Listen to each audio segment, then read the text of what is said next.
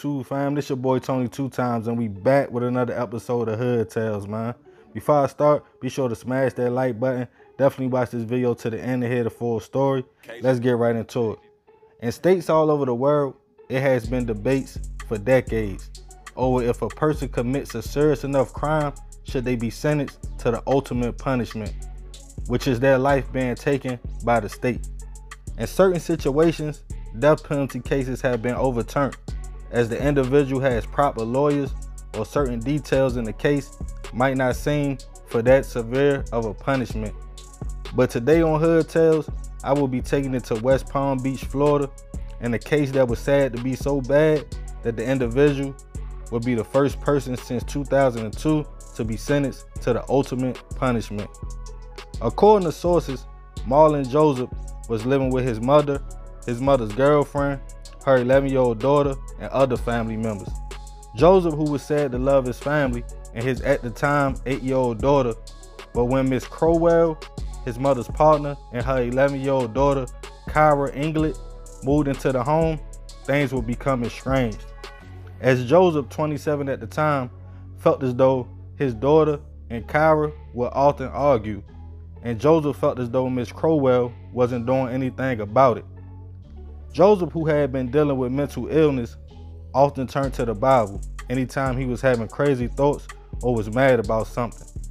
But when Joseph approached his mother and told her if she doesn't talk to Kyra and her mother, he would be forced to do something about it, as he felt as though the young girl had a bad attitude. But on December 28th, 2017, Joseph would get a text from his daughter about her and Kyra having an incident. When Joseph got home, the children were back playing though, like everything was normal. He went to his room to read the Bible. But once Kyra's mother, Miss Crowell, got home, allegedly Joseph confronted her about the situation before shooting her several times as she begged for help, before letting off one more fatal shot to her head. After that, Joseph turns his attention to Kyra as the young girl ran out of the home and screamed for help. His brother tried to help and tackle Joseph to the ground until he saw the gun.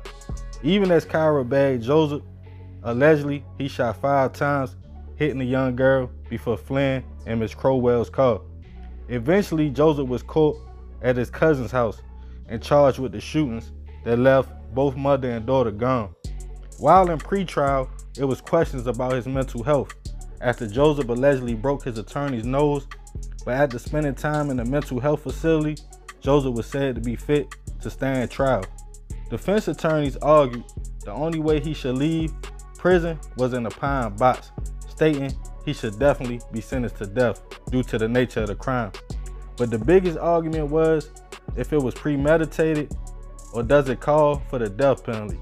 And during court, as Miss Crowell's father and mother took the stand to ask Joseph why, things would get hectic, as Joseph's mother put her head down hearing closing arguments.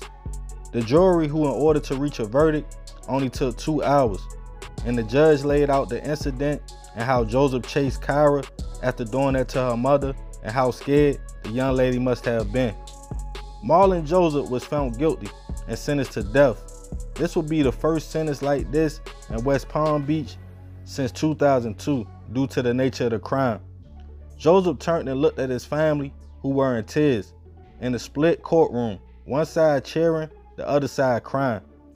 But as certain statements were read, that it was alleged Joseph said things like telling his mother Kyra had one more chance before he did something to her and her mother, and even ran down the young girl while she ran screaming, then went to his cousin's home for 4 days without turning himself in. In the motion by Joseph's attorney, he asked the court for the sentence to be overturned to a life sentence, stating Joseph clearly had mental illness and certain things at trial should not have been said. But as of now, the verdict is being upheld. I would like to send my prayers and condolences to Miss Crowell's and Kyra's family. I'm going to leave the moral of the story up to y'all, fam. Is this punishment just for the crime? I'm sure I know the answer, but let me know what you think in the comments below. And remember, we gotta succeed, not to fail, so we won't be just another hood tale.